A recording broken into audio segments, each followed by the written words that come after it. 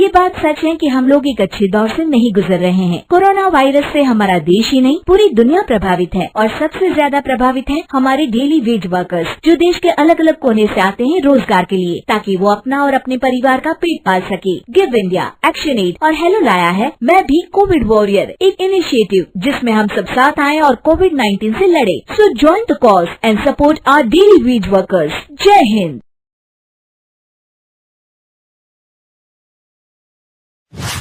रजनी को बचपन से ही पेंटिंग का बहुत शौक था।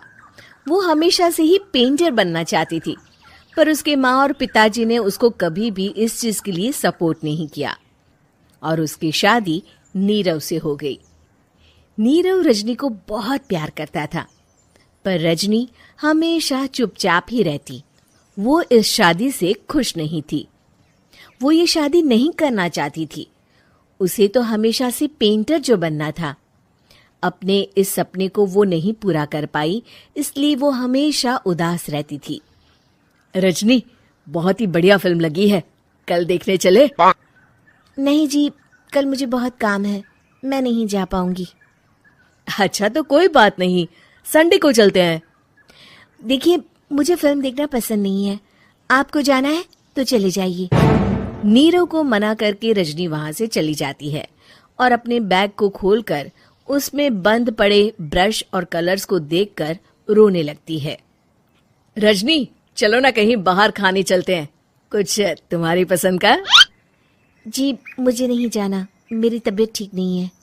रजनी वहां से चली जाती है।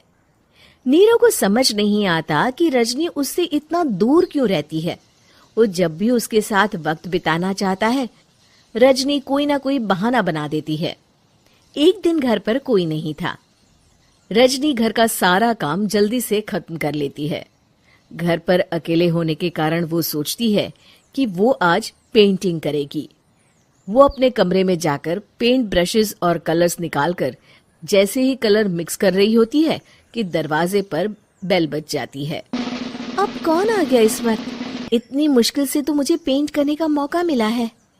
रजनी दरवाजा खोलती है तो उसकी सास अपनी सहेलियों के साथ खड़ी होती है और सब घर के अंदर आ जाते हैं। अरे बहू, सबको शरबत बनाकर पिला दे, बाहर तो बड़ी गर्मी है। उफ। जी। रजनी पेंट ना कर पाने से उदास हो जाती है। उसे गुस्सा भी आ रहा होता है कि उसने इस शादी के लिए हाँ क्यों कह दी। वो रसोई में जा रही होती है कि उसकी सास उसे रोकती है। बहू, सबके खाने का भी इंतजाम कर लेना, आज का लंच तो ये सब यहीं करेगी। हाँ। रजनी बिना कुछ कहे रसोई में चली जाती है। सबके लिए खाना बनाती है। सब खाना खाते हैं और रजनी घड़ी देखती है कि ये सब कब जाएंगे ताकि वो अपनी पेंटिंग कर सके। जब शाम होती है तब सब चले जाते हैं अपने घर। अरे बहू, सब तेरे खाने की तो बहुत तारीफ कर रहे थे, सबको बहुत अच्छा लगा खाना। आपको मुझे सुबह बताना चाहिए था ना कि आपकी सहेलियां आ रही हैं। पता भी है कितना वक्त लगा सारा खाना बनाने में। अरे बहू, तू ऐसे कैसे बात कर रही है मुझसे? तो और कैसे बात करूं? मैं इस घर की कोई नौकरानी नहीं हूं कि इतना काम करूंगी। रजनी अपने कमरे में जाकर दरवाजा बंद कर लेती है। शाम को जब नीरव आता है तो उसकी माँ उसे पूरी घटना के बारे में बताती है। क्या रजनी ने आपसे इस तरह बात की माँ? हाँ, और पता नहीं उसे क्या हो गया है, शाम से बाहर भी नहीं आई है। मैंने तो कई बार आवाज दी, खाना भी नहीं खाया उसने। तू ही बात करके देख ले बेटा। नीरव अपने कमरे का दरवाजा खटखटाता है। रजनी, दरवाजा खोलो, मैं हूं। रजनी दरवाजा खोलती है और फिर वापस जाकर अपने बिस्तर पर लेट जाती है। रजनी, माँ से बात करने का ये क्या तरीका है? मैंने कोई गलत बात नहीं की है। अरे तुम क्यों ऐसे बर्ताव कर रही हो सबके साथ? क्या तुम इस शादी से खुश नहीं हो? रजनी कुछ नहीं बोलती। अरे बताओ मुझे रजनी, क्या ये शादी तुम्हारी मर्जी के खिलाफ हुई है? हाँ, मैं ये शादी कभी नहीं करना चाहती थी। तुमसे क्या, मैं किसी से भी शादी नहीं करना चाहती थी।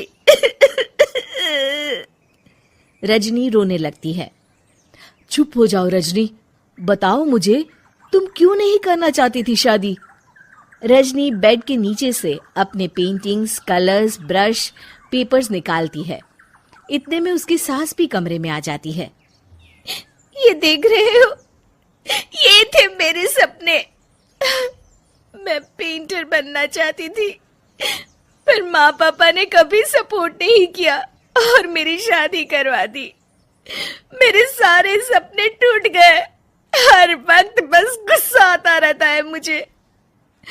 मैं जानती हूँ कि आप लोगों की इसमें कोई गलती नहीं है, पर मैं क्या करूँ, मुझे समझ में नहीं आता।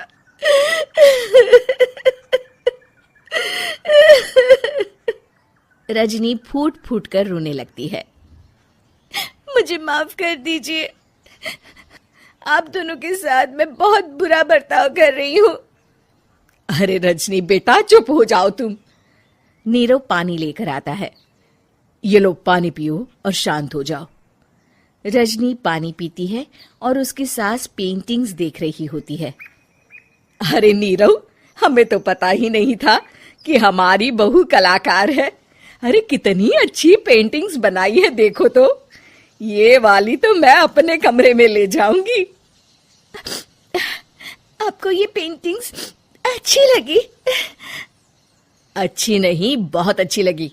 और तुमने हमें बताया क्यों नहीं? तुम जब चाहे पेंटिंग कर सकती हो रजनी। हम तुम्हारे सपनों को पूरा करने में तुम्हारा पूरा साथ देंगे। हाँ बेटा, हम कला की कद्र करते हैं। हम कलाकार तो नहीं, पर मुझे गर्व है कि मेरी बहू एक कलाकार है। रजनी, नीरव और सास तीनों हंस पड़ते हैं।